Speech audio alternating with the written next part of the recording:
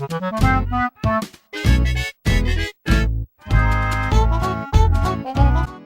guys, how's it going? Welcome back to episode 12 of It's Expensive, but Is It Good? Today we're looking at Conker's Bad Fur Day, released for the Nintendo 64 in the spring of 2001. As you can see, it was produced by Rareware, the same developers that brought us all sorts of unforgettable classics during their golden era between the early 90s on Super Nintendo and Nintendo 64. Several of Rareware's games were some of the biggest hits, the most critically acclaimed, and bestsellers. Conker's Bad Fur Day, on the other hand, regarding its sales, was one of Rareware's worst commercial failures. The late release on the Nintendo 64, along with a much weaker ad campaign, since they couldn't advertise their M-rated game on kid-friendly networks, and instead had to do their best to aim at young adults. On top of that, its box art would prove to be a major hindrance from flying off the shelves toward the core market in those gaming aisles: kids. This game wasn't just M-rated, it also had a second and larger warning across the bottom of the box. This would often disallow a kid from being able to purchase the game on their own. And even if you had your parents with you, naturally the double warning would prompt most parents to sway their kids in another direction. Tragically, Conker's Bad Fur Day only sold 55,000 units in its first month, which might sound like a big number, but when compared to a title that actually sold well, like Banjo-Kazooie from 1998, 55,000 compared to 3 million is a staggering difference, nearly a 60-to-1 ratio. With all this being said, Conker's Bad Fur Day, just for the cartridge, regularly goes for over $130, considering all conditions, and if it's in nicer shape, you're easily in the $160 to $180 range, based on plenty of recently completed sales. Conker's Bad Fur Day isn't insanely hard to find or anything. It averages one sale a day, but that is quite a bit less than the most popular games on the system. As you could imagine, adding the original manual and original box into the mix jacks things up at least another $100, if not $200 or more if everything is really in nice shape, along with the other cards and inserts included. So, after looking at its recent prices, we thoroughly understand. It's expensive, but the question to answer now is it good?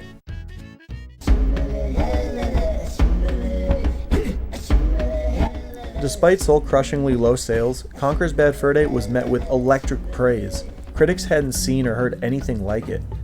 You may or may not have heard before that Conker's Bad Fur Day was a project that completely changed from its first form. The initial plan was to go the ultra child-friendly route. There's a lot of gameplay and material out there from back in 1998, with articles on Conker's Quest, later known as Conker 64, 12 Tales. With hindsight on our side, you could argue almost with certainty that 12 Tales would have sold many more copies with the massive benefit of coming out a couple years earlier, and having the E rating would have at least given them the potential to sell it to millions of kids. However, 12 Tales didn't get the best feedback during early plays, with critics saying it was a good-looking game, but it was actually too cute and didn't seem incredibly interesting and lacked in enough areas to cast doubt that Conker's would be much of anything compared to Rareware's most recent 3D platformer hit, Banjo-Kazooie. Over a couple of years, the plot of Conker's Bad Fur Day went from grass plains frolicking, collecting balloons, presents, and acorns, E for everyone fun, into a scandalous, beer pint in hand, double warning label on the front, M-rated, total mystery box of a game. All begins with a late night drinking with Conker and his friends, which means you get to take over as he is drunkenly trying to make his way home. Along the way, there's an insane variety of bizarre characters with various little tasks that reward the player with a whole slew of different cutscenes and some stacks of cash. Despite not selling well at all, Conker's Bad Fur Day received rave reviews. The unique, hilarious, and shocking style of writing has given it a reputation as one of the funniest games of all time. A staple in the game's design is ending every single task or mission with an over-the-top, completely ridiculous punchline.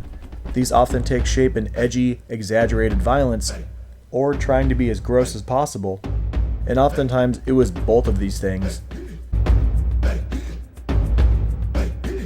The settings will drastically change as you make your way through Conker's Bad Fur Day. There's the outdoorsy countryside feel of Windy, the stinking symphonies of Pooh Mountain, a whole dinosaur caveman theme, complete with dino riding and lava surfing, a raving nightclub with a crowd favorite 6-minute banger of an OST,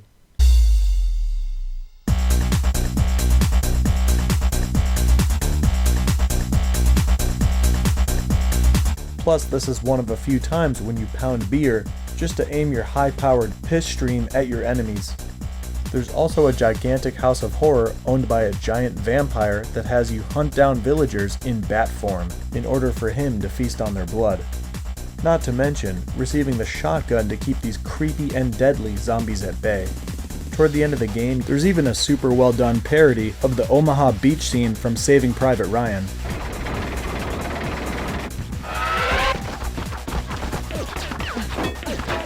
After storming the beaches, you infiltrate the base to take on a huge group of stuffed animal bears called the Teddies, with a Z. You get a couple of guns for this section. After just a handful of hours, you realize you've witnessed an over-the-top goofy task-driven game transform into a completely action-packed third-person shooter, along with much more significant challenge with its platforming. It's honestly pretty insane how much gameplay variety there is with the different tasks and boss fights across the 9 chapters in the game. They even bless you with a short section that parodies The Matrix, which means you get to make plenty of epic slow-motion dives while taking out your enemies before they manage to blast away the walls for your cover. There's a whole lot of stuff to see and watch in the 8 to 12 hours of playtime. Conker's Bad Fur Day is an insanely high cinematic effort, easily the highest on the Nintendo 64, being that it has over 2.5 hours of quality, funny, and well-written cutscenes. On top of its impressive writing and wide variety of characters and different voices, Conker's Bad Fur Day also boasts some majorly impressive graphics, noted by some critics as the best on the system. Admiring how clean this game looks, even up close, makes it kind of easy to see why. Conker's Bad Fur Day is an incredible dinner and a show of a game, hosted on the highest capacity Nintendo 64 cartridges available. While a lot of the game obviously doesn't take itself too seriously and is fairly mild with its challenge, Rareware does contrast this with some much more demanding trails in several areas of the game. Even when things do get much more precise and difficult, the developers never once made this one of those super annoying games with how far it sends you back. Conker's Bad Fur Day is extremely generous with its respawning chocolate health pieces as well as its checkpoints. Some challenges still may take you a bit of time, but at least you'll never have to replay several minutes to reach a certain hard part or a boss fight. You might think after getting a game over, you're more severely punished with going back further, but no, all you have to do is reopen your file and you're right back where the challenge is. Despite the extremely disappointing sales, Rareware, the critics, and the players knew that they had something with Conker's Bad Fur Day, which is why it was a safe and profitable move to remake it for the Xbox in 2005, 3 years after Microsoft acquired Rareware. You might assume that this port is superior in almost every way, and while it was highly praised for its detailed graphics and allowing online multiplayer that remained top 10 most played on the console for a year and a half up through 2007, there are a couple of key things holding it back from being as charming as the original. And for a game where personality is so important, having inferior emotion on your main character's face is something that's hard to look past. Reportedly, there are some missing cutscenes and challenges as well. I'm sure it's still an awesome way to experience the adventure, but the point is, Conker's Bad Fur Day is still undeniably worth playing today.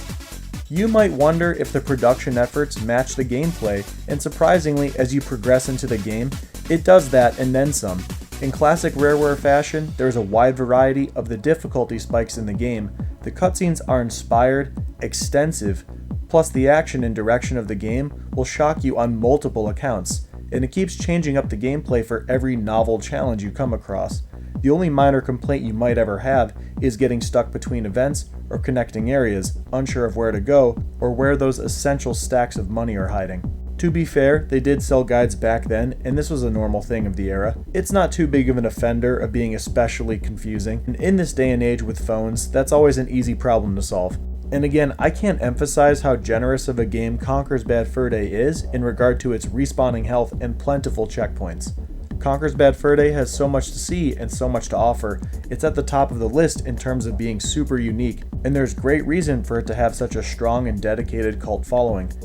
With there being so much to talk about, if you want to see an extensive beating and reviewing of this game, be sure to subscribe because I've got an hour-long video in the works talking about Conker's Bad Fur Day from start to finish, boiling down the challenges, showing what it's like to play through the entire game, with multiple cutscene highlights.